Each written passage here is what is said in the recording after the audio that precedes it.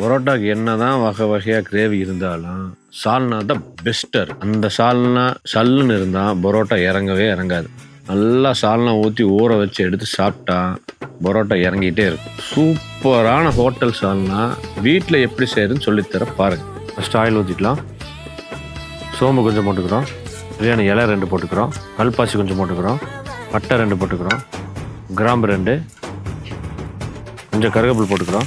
பச்சை மிளகாய் 4 பீஸ் போட்டுக்கிறோம். பெரிய வெங்காயம் கட் பண்ணி வச்சுருக்கிறோம். ஆனியன் நல்லா ஃப்ரை ஆனதுக்கப்புறம் தக்காளி கொஞ்சம் போட்டுக்கிறோம். இப்போ புதினா போட்டுக்கிறோம். கொத்தமல்லி தழை, தயிர் கொஞ்சம் ஊற்றிக்கிறோம். இஞ்சி பூண்டு பேஸ்ட்டு, மஞ்சத்தூள் போட்டுக்கிறோம். மிளகாத்தூள், மல்லித்தூள், சீரகத்தூள், கரம் மசாலா, உப்பு போட்டுக்கிறோம்.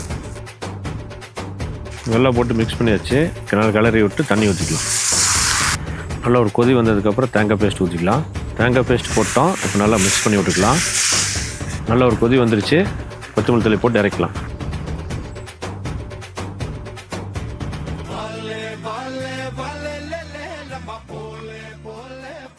பரோட்டாக்கு இந்த சால்னா தான் சூப்பர் காம்பினேஷன்.